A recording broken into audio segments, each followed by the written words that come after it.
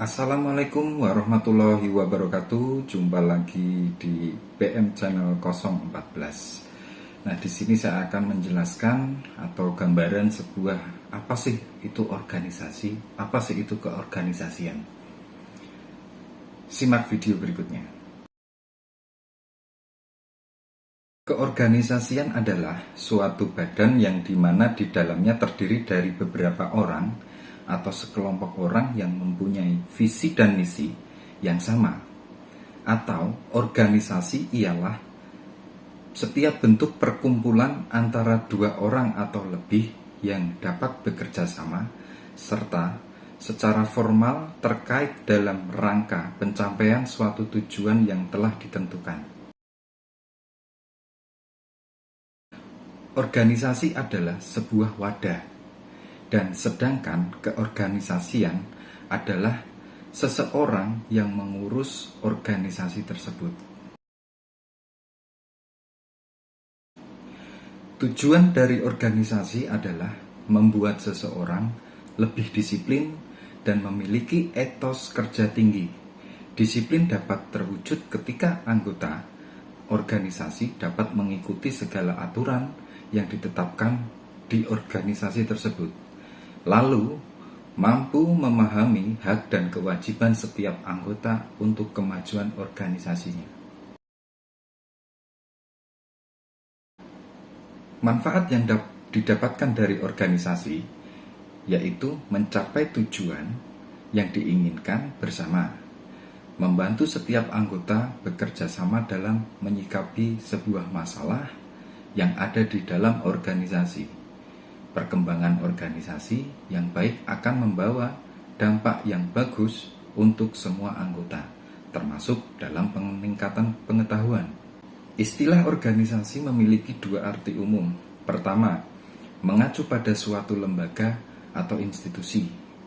Dan arti yang kedua, mengacu pada proses pengorganisasian sebagai satu di antara dari fungsi manajemen atau menunjukkan pada rangkaian aktivitas yang harus dilakukan secara sistematis. Sedangkan dalam arti umum, organisasi adalah sebuah wadah atau sekumpulan orang yang dapat bekerja sama secara rasional serta sistematis yang terpimpin atau terkendali untuk mencapai tujuan tertentu, memanfaatkan sumber daya yang ada di dalamnya. Nah, di dalam organisasi atau keorganisasian ada beberapa pengertian. Di antara lain, yang pertama, satu, unsur-unsur organisasi. Berikut ini beberapa unsur yang harus ada di dalam organisasi.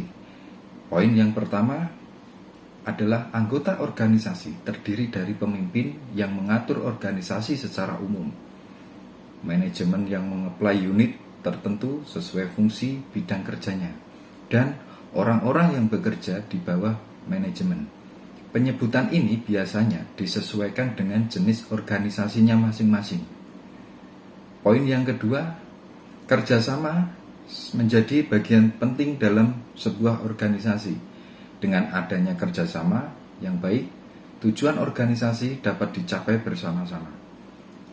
Tingkatan anggota akan membantu memudahkan dalam mengatur bagian kerja untuk menjalin kerjasama yang lebih baik. Poin yang ketiga, tujuan organisasi akan menjadi arah perjalanan organisasi dalam menentukan kegiatan yang dilakukan nantinya. Poin yang keempat, lingkungan seperti kondisi sosial, budaya, ekonomi, dan teknologi menjadi pendukung dalam mencapai tujuan dari organisasi yang telah ditentukan. Kelima, peralatan adalah sarana seperti materi, budget, dan barang modal lainnya yang dapat menjadi tempat bekerja atau berkumpulnya organisasi. Keenam, poin keenam, komunikasi akan sangat mempengaruhi bagaimana setiap anggota organisasi dapat bekerja sama dengan baik. Komunikasi yang baik akan mendukung perkembangan secara lebih optimal sesuai proses kerja yang sudah diatur sedemikian rupa. Nah, pengertian yang kedua adalah ciri-ciri organisasi. Adapun ciri-ciri organisasi, poin pertama, mempunyai tujuan dan sasaran.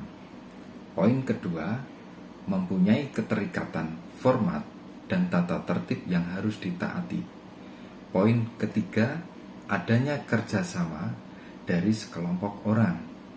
Poin keempat, mempunyai koordinasi tugas dan wewenang.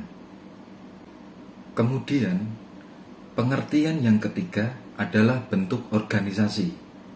Berikut beberapa bentuk organisasi yang banyak ditemui, yaitu poin pertama, organisasi garis dan staf terdapat 2 kelompok orang, yaitu yang melaksanakan tugas pokok organisasi untuk mencapai tujuan dan orang yang menjalankan pekerjaan sesuai bidang keahliannya.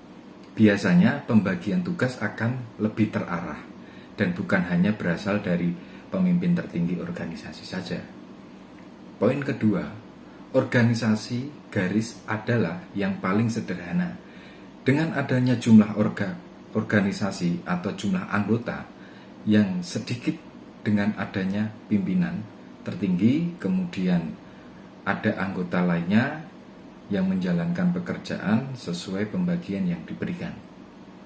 Poin ketiga, organisasi fungsional memiliki pembagian tugas kinerja yang sudah diberikan oleh para petinggi, sehingga anggota yang ada di bawahnya tinggal menerima instruksi, bahkan bisa mendapatkan beberapa instruksi sekaligus. Poin yang keempat, organisasi komite atau biasa juga disebut dengan panitia yang diberikan kekuasaan tertentu, serta melakukan rundingan untuk memutuskan berbagai hal berkaitan dengan kegiatan organisasi mencapai tujuannya. Nah, untuk pengertian organisasi yang keempat adalah jenis-jenis organisasi. Organisasi memiliki beragam jenis berdasarkan berbagai pertimbangan, yaitu poin pertama, berdasarkan hubungan personal, terbagi menjadi organisasi formal yang resmi, biasanya ada juga yang sudah memiliki badan hukum, dan informal yang terbentuk karena adanya kesamaan minat atau pribadi atau kebutuhan suatu tujuan bersama. Untuk poin yang kedua, dari jumlah orang, ada organisasi tunggal dengan semua tugas berasal dari satu pimpinan, dan organisasi komisi yang memiliki dewan untuk masing-masing bidang pekerjaan. Poin yang ketiga, menurut tujuannya, ada organisasi sosial yang bersifat non-profit dan yang mencari keuntungan. Untuk poin yang keempat, berdasarkan kehidupan di masyarakat, ada jenis organisasi kesehatan, pendidikan, pertanian, dan jenis lainnya sesuai bidang yang ada di masyarakat. Poin yang kelima, berdasarkan fungsi serta tujuan yang dilayani, yaitu tujuan politik, pemelihara seperti peduli lingkungan, integratif, dan produksi secara khusus sesuai tujuannya. Dan untuk poin yang keenam, berdasarkan pihak yang menggunakan manfaat organisasi. Ada beberapa contoh, yaitu mutual benefit organisasi yang dapat dinikmati oleh anggotanya. Contoh yang kedua, commonwealth organisasi yang dapat dinikmati masyarakat secara umum. Untuk contoh yang ketiga, service organization, itu dapat dinikmati pelanggan khusus. Dan contoh yang keempat, bisnis, itu dapat dinikmati para konsumennya. Sekian dulu video dari saya tentang pengertian dari organisasi atau keorganisasian yang terdapat dalam materi diklat. Semoga bermanfaat. Selalu dukung channel saya dengan cara like, subscribe, dan jangan lupa tekan tombol loncengnya agar selalu dapat notifikasi video-video terbaru, dan juga komen dan juga share.